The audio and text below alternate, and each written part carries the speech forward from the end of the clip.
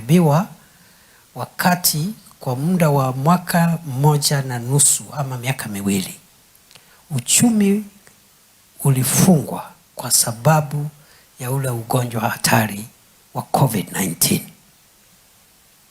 Today, if you stop economic activity, even in Nairobi alone for a day, the economic loss is in billions. As the immediate Interior Minister, I can tell you without fear of contradiction that every time we had protests in Nairobi, wakati ule mzee wetu wa Addis Ababa alikuwa anasumbuana na rais, every time there was a demonstration in Nairobi and shops would close and then there was all that chaos. For one day, the economic loss was in billions. You can imagine the entire country shut down for a year. Nobody is working. Nobody is doing any business. We are all locked up in our homes. There is curfew. You can't move. You can't sell. That COVID-19 global disruption affected the economy of Kenya big time. And by the time President Ruto was taking leadership of the country was almost going insolvent. The prices of food and essential household commodities was very high. Unga, cooking oil, sukari, vile vitu inatumiwa na mwananchi wa kawaida. You remember there was kulikuwa na demonstration mambo ya unga. Cost paketi moja ya kilo mbili, 250, 240. So, na upinzani ulikuwa unasema serikali itaremusha unga. Sisi tukikampeni tukasema tutateremusha unga. Sasa, baada ya kazi ngumu na ya kujitolea na ya kimuhanga ya miaka miwili, Rais Ruto kupitia serikali hii amedhibiti bei ya vyakula muhimu ikiwemo bei ya unga from as high as 240, 250 to now around 120, 110 depending on the brand. It is not easy.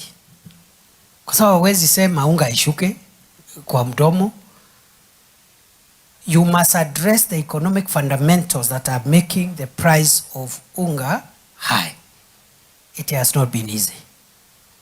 Fertilizer subsidies, many interventions, and today the price is half of what it was in 2022.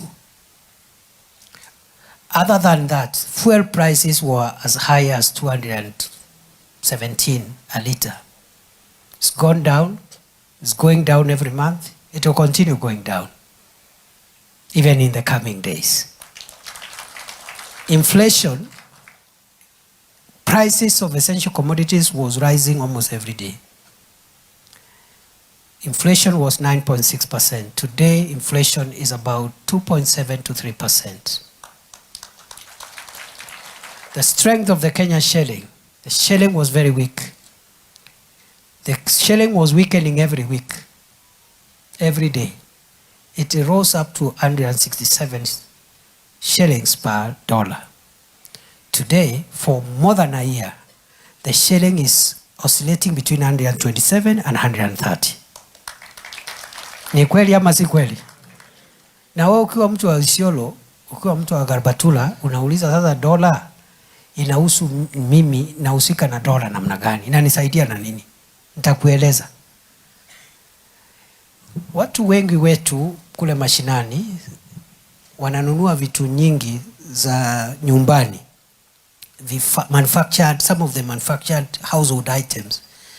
Most of them are imported from China and other countries. The people who bring that mali ile inauzwa pale Isiolo town, they bring them from China. They have to convert their money, Kenya shillings, into dollars to import. So if the dollar is weak, the way it was weak, you need more shillings per, if the shilling is weak, kama shilingi ni dhaifu vile ilikuwa, you will need more shillings to get $1. You will use more Kenya shillings to import 1 container from China because you need more shillings per dollar.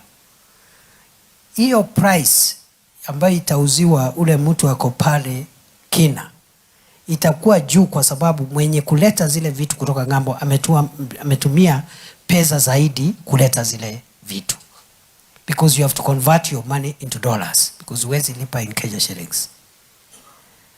Lakini shilingi ikiwa na nguvu kama sasa inaendelea kupata nguvu, you use less shillings per dollar, you use less money per container, the price that will go to the customer hapo kwa ground itakuwa afadhali kidogo. So there is a connection between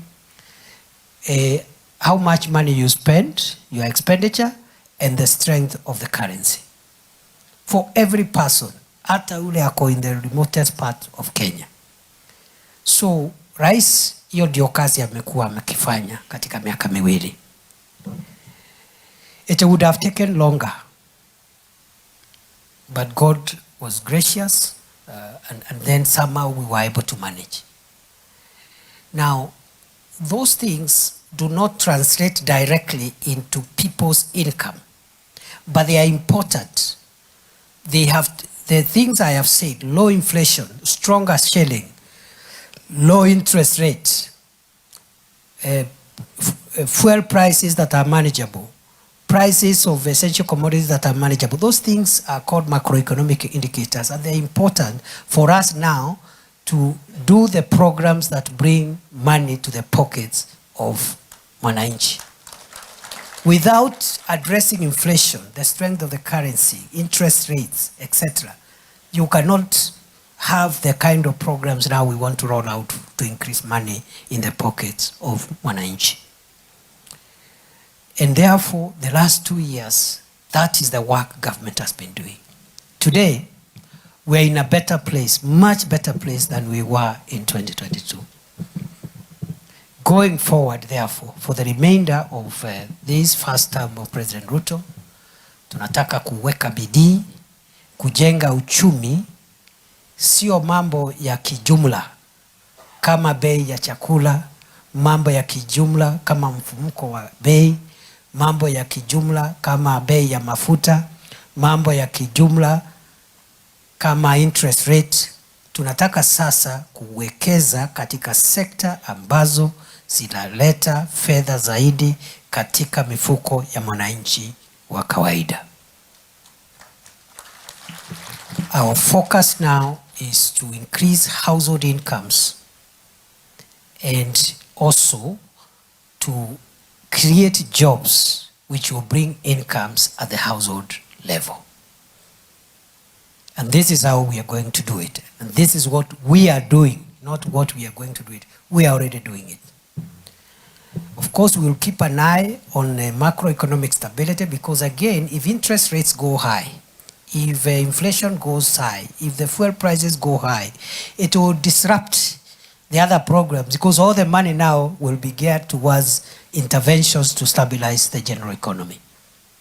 So, other than macroeconomic stability, this government is, as we speak, investing in projects and programs for the transformation of key sectors of the economy which give maximum impact on the highest number of the people of Kenya.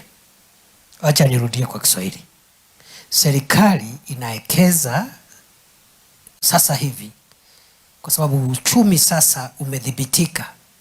Kilichobaki sasa na kinachoendelea ni serikali kuweka rasilimali kusaidia sekta ambazo zinaleta mapato zaidi kwa wananchi walio wengi katika Jamhuri ya Kenya.